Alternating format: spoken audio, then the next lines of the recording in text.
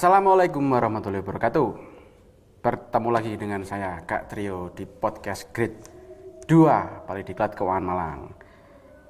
Kali ini kita akan coba membahas hal terkait aset negara kembali. Bertemu lagi kita dengan narasumber kita, Bapak Ali Masduki.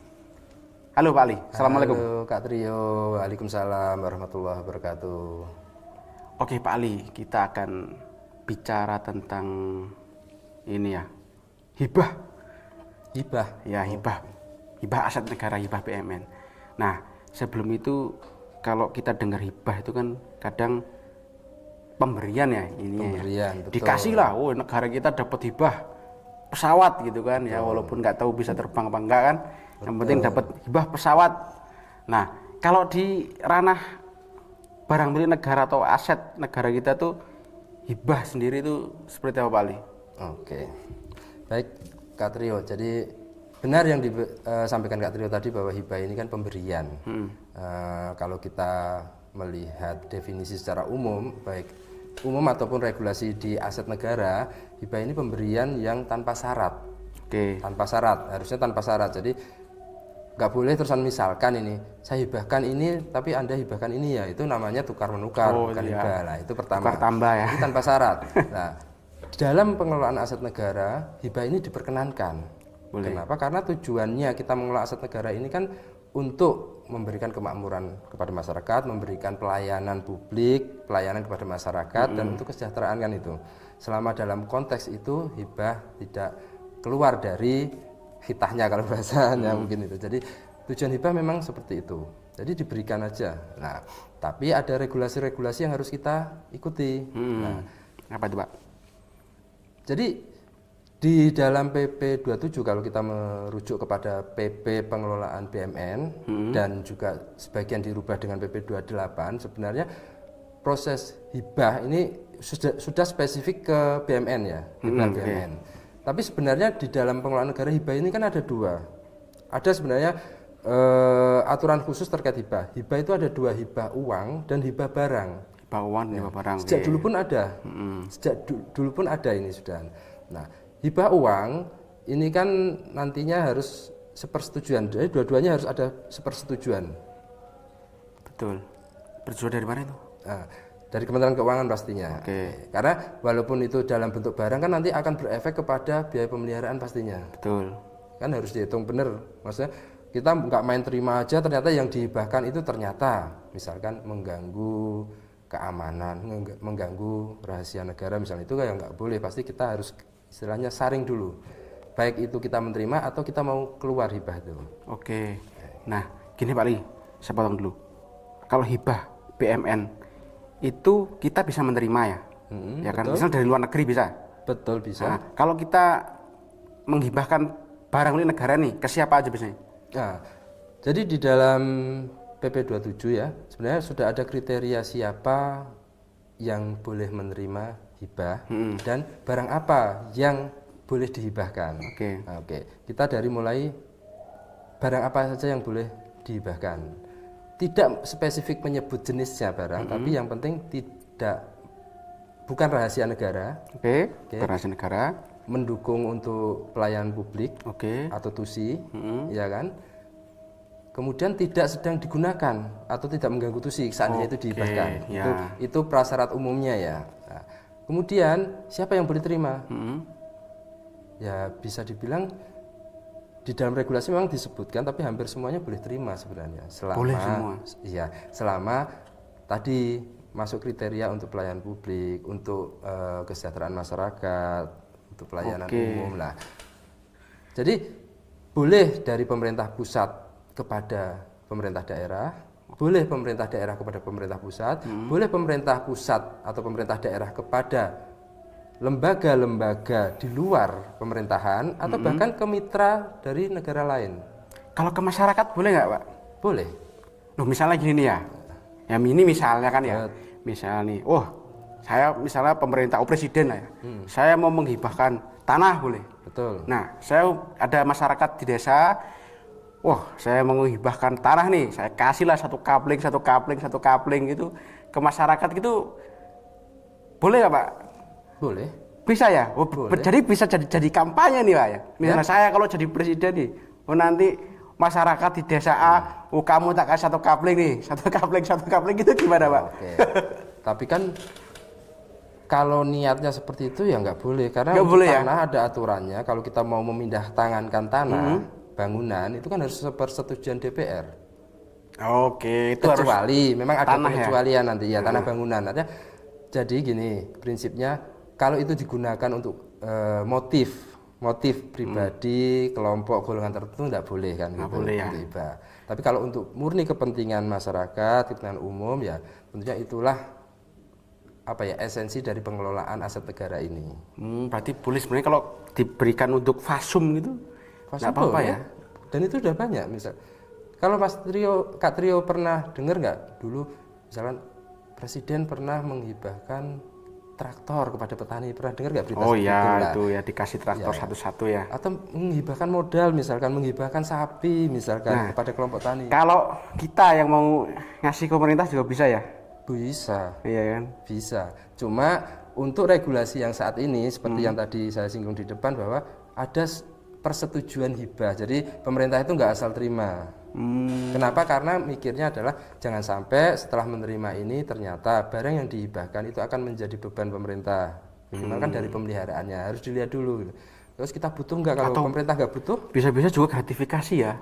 bisa. Kalau ke pemerintah nggak ada gratifikasi kan, Mas. Kalau ke pribadi, Oh iya, ya. Kalau ke institusi pemerintah itu kan nggak ada gratifikasi, Mas.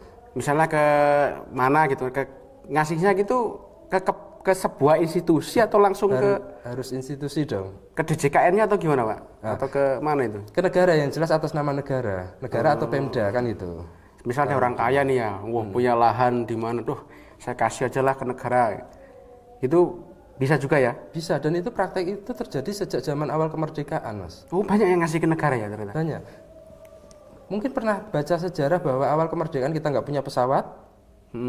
Kemudian masyarakat Aceh ngumpulin emasnya untuk beli yang selawas satu. Saya pernah dengar itu. Nah, itu hibah juga kan dari masyarakat ke negara. Kalau Mas Trio mungkin, Kak Trio pernah lihat polsek-polsek yang di daerah? Kalau ditelusuri itu sebagian besar itu adalah hibah dari masyarakat. Ada yang hibah Swadaya masyarakat gitu ya? Bukan swadaya, tapi silahkan digunakan untuk instansi pemerintah dihibahkan. Ada yang sudah dihibahkan, ada juga yang dulu mungkin nggak clear pemberiannya ya, cuma silahkan ditempati gitu lah. Itu yang karena nggak clear sampai sekarang mungkin keturunan dari apa ya, karena sudah turun temurun ya mungkin timbul polemik. Berarti zaman dulu baik-baik orang ya buat Sebenarnya negara masyarakat kita ya? itu baik-baik, Mas Kak Trio. Oh, iya. Masyarakat kita itu baik-baik kok sebenarnya. Iya sekarang ini harusnya lebih ini lagi kan, kita sudah ini ya paling tidak kita bantu negara kita lah ya. Betul. Iya beli apa namanya, surat utang negara mungkin. Itu juga bantu negara loh Pak ya. Betul, itu membantu negara. Intinya kan negara sebenarnya nggak boleh melarang warga atau masyarakatnya atau warga negara ini untuk ikut berkontribusi membangun negara ini. Betul, ya. Nah, kontribusinya kan bisa lewat pajak, bisa lewat membeli surat utang negara, bisa juga dengan menghibahkan barang tadi misalkan. Betul Pak. Nah tadi kalau hibah dari BMN ke BMD Pak. Betul. Nah itu kan seperti kayak saya ngasih saya ke anak saya gitu Pak ya, bukan? Betul. Sama ya? Sama. Tapi kan secara kepemilikan sudah berpindah. Yang nanti dilaporkan itu cuman BMN Pak ya di LKPB. Laporan keuangan pemerintah itu cukup BMN pemerintah pusat kah atau Sekarang gini, bareng-bareng daerah? Masing-masing pemerintah daerah sejak era otonomi kan membuat laporan juga.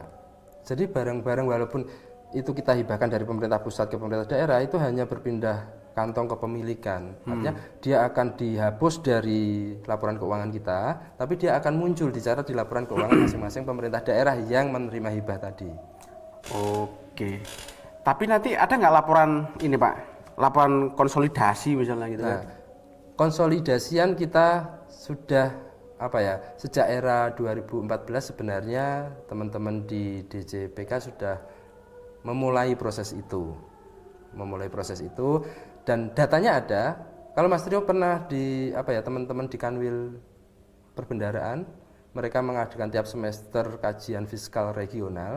Salah satunya adalah untuk capturing data itu. Capturing data yang terjadi di pemerintah daerah. Sehingga sebenarnya pemerintah itu punya laporan keuangan pemerintah pusat, punya laporan keuangan pemerintah daerah masing-masing. Data konsolidasiannya sudah ada. Oh, sudah ada ya. Nah, tapi kalau laporan keuangan pemerintah secara keseluruhan sebenarnya, nah ini kita nunggu standarnya sebenarnya. Ini bisa aja Tapi datanya sudah ada. Laporan itu sebenarnya sudah ada juga. Jadi kan kita tahu seluruh total aset itu punya pemerintah pusat, punya pemerintah daerah tuh totalnya berapa gitu kan. Betul, cuma ya dalam format resminya sampai saat ini kok saya belum melihat Ya. kalau yang total. Tapi bukan berarti laporan itu nggak ada, laporan itu ada, data itu ada. Ada Pak ya, iya. Terus tadi ke hibah lagi tadi Pak. Hibah itu kan di berita tuh ada yang sampai berapa ya, 20 triliun berapa tuh Pak ya? Itu Akumulasi ya? akumulasi ya. Akumulasi, ya. Itu dari pemerintah pusat ke pemerintah daerah.